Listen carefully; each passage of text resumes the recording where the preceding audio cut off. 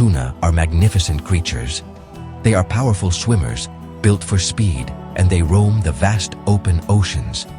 For centuries, humans have looked to the sea for food, and tuna has become one of its most valuable treasures. From simple sandwiches to exquisite sushi, this fish is loved by people all around the world. Its importance goes far beyond the dinner plate. The global trade in tuna is a massive industry. It connects small fishing communities to bustling international markets. This trade provides jobs for millions of people, from the fishers on their boats to the workers in processing plants, shaping the economies of many coastal nations. The demand for tuna is truly enormous. Each year, millions of tons are caught and shipped across the globe. This incredible appetite has created a market worth trillions of rupees, a testament to its status as a staple food source. Think of the journey one fish makes. It might be caught in the warm waters of the Indian Ocean, processed in a factory in Southeast Asia, and then find its way to a supermarket shelf in Europe or North America. This complex chain shows just how connected our world has become.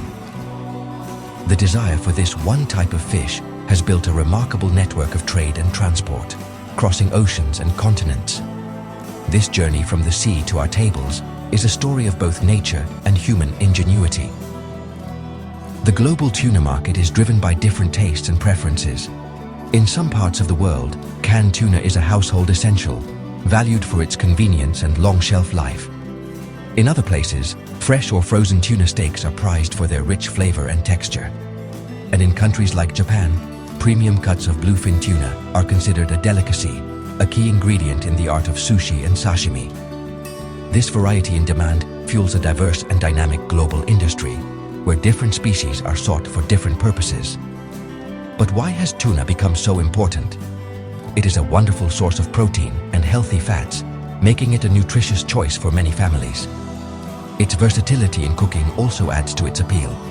As the world's population has grown, so has the need for reliable food sources, and the ocean has always been a provider. Tuna, with its wide distribution across tropical and temperate waters, was a natural candidate to fill this need. Its commercial value has made it a cornerstone of the fishing industry, a silver harvest from the deep blue that continues to feed and employ millions of people across our planet.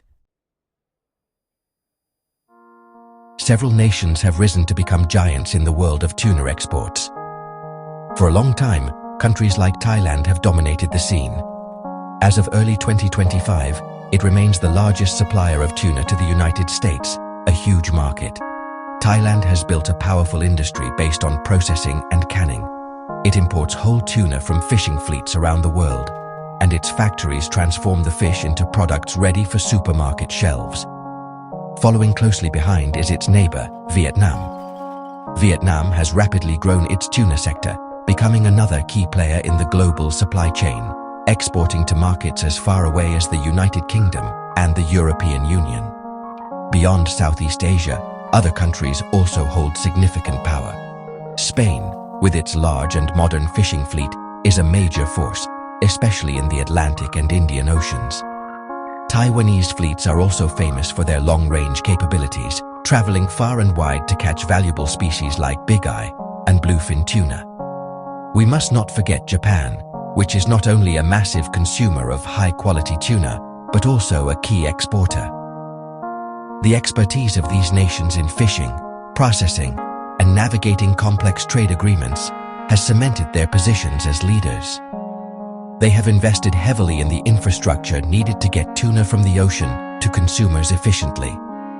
A new and ambitious player is emerging India. The Indian government is now looking to its island territories, like Lakshadweep and the Andaman and Nicobar Islands, to boost its tuna exports.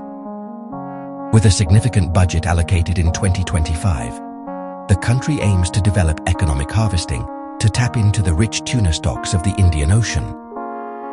This push has already seen a remarkable increase in its export figures in 2024. India's strategy is driven partly by necessity, as stocks of other fish like mackerel and sardine have been declining along its mainland coasts, forcing the industry to look for new opportunities in deeper waters. What makes these countries so successful? It is a combination of factors. They often have strategic access to productive fishing grounds. Many have invested in advanced fishing technologies and large, efficient processing facilities. Favorable trade agreements also play a crucial role.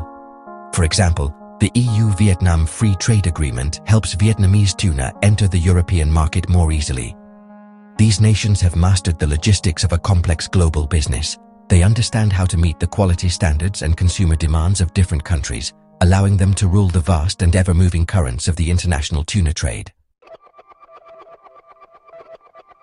The methods used to catch tuna vary greatly, from ancient traditions to modern industrial techniques. In places like the Lakshadweep Islands in India, fishers use a sustainable method called pole and line fishing. This careful, one-by-one approach is remarkable because it results in very little bycatch, meaning other marine animals are not accidentally caught. Each fish is pulled from the water individually, a testament to the skill of the fisher. This method primarily targets skipjack tuna, which is often destined for canning. It is a beautiful example of how humans can harvest from the sea in a way that respects the surrounding ecosystem and its delicate balance.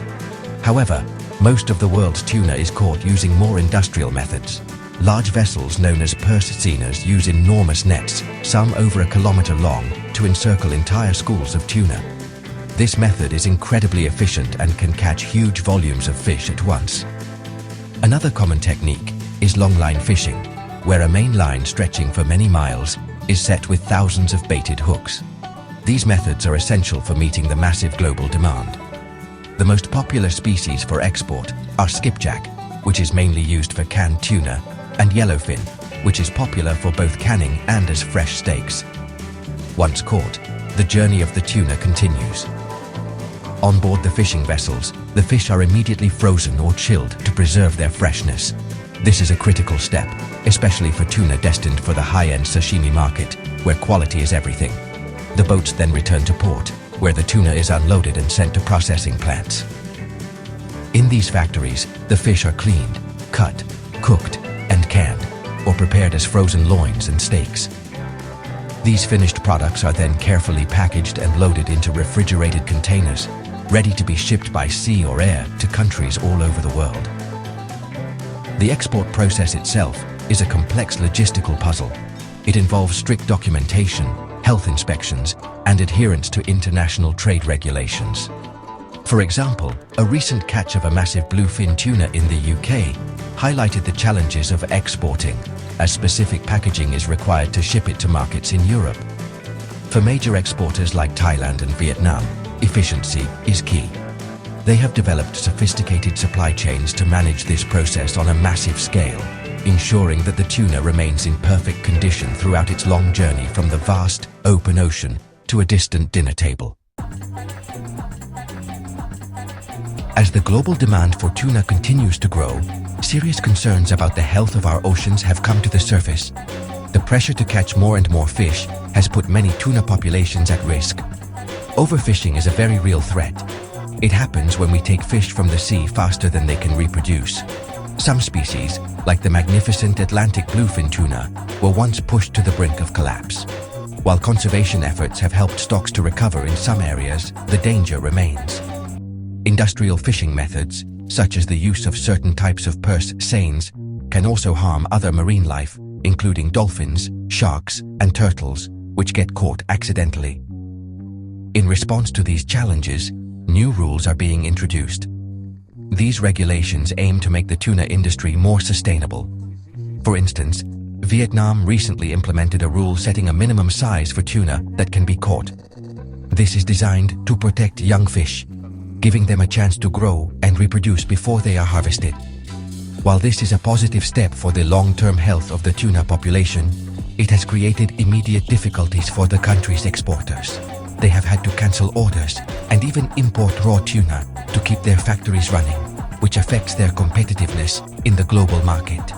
The future of the tuna trade will likely be shaped by this tension between economic goals and environmental responsibility.